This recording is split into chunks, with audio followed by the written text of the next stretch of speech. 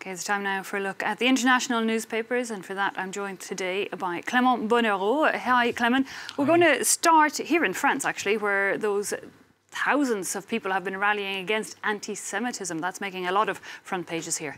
Indeed, these rallies make the front page of Libération. La République réplique reads the headline. You could roughly translate it as the Republic responds to recent attacks. You can also see a picture of the rally in Strasbourg, Strasbourg being the capital of Alsace, which is where a Jewish cemetery was desecrated on Tuesday morning.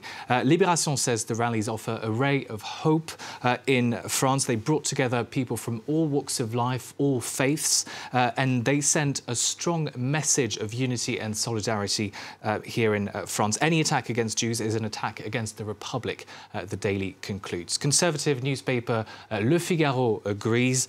France says no to anti-Semitism, reads the headline on the front page. The Daily hailing a moment of national unity against what they call the poison of hatred.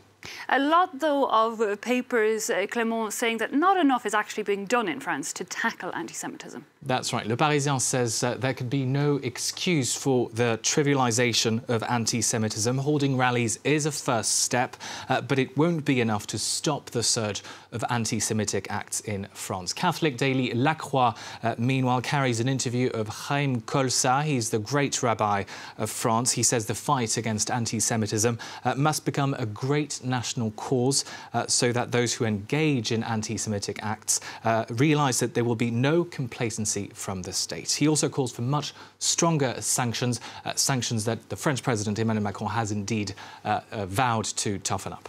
Indeed, and he's to meet with an umbrella group of Jewish groups this Wednesday. But Emmanuel Macron also in the headlines today for a very different story. His former bodyguard, Alexandre Benalla, is behind bars.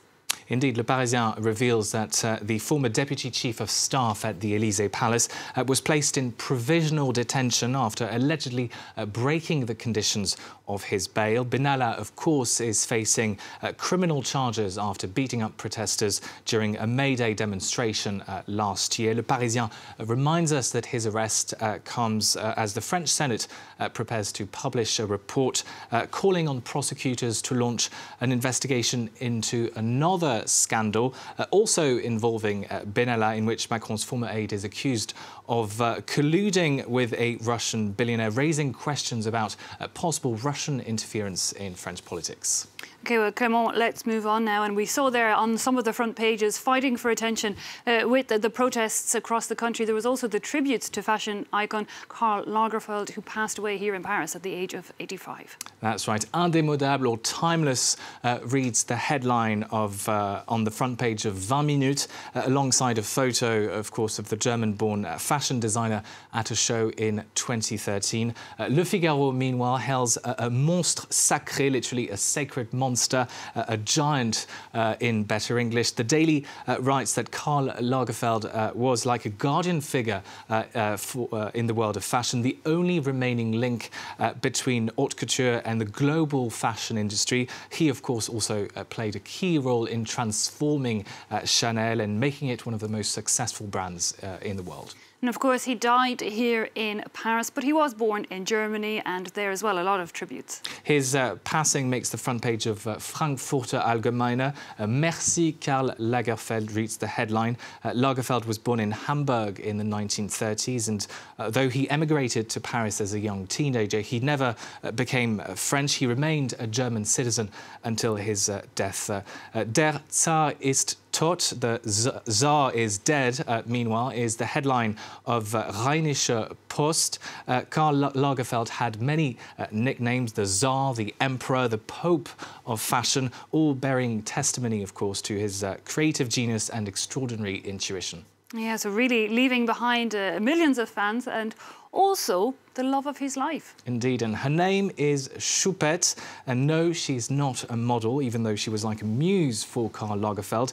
You can see a picture of her on the front page of the Times. The beautiful feline was adopted in 2011 and has lived a life of unbridled luxury ever since. Arguably, she was already one of the world's most famous cats. Well, she's now set to become one of the world's richest cats. Rumour has it that the German fashion designer left her a chunk of his more than $273 million fortune, while Karl Lagerfeld was certainly not kidding around. OK, Clément Bonneau, thanks a lot for that look at the international papers.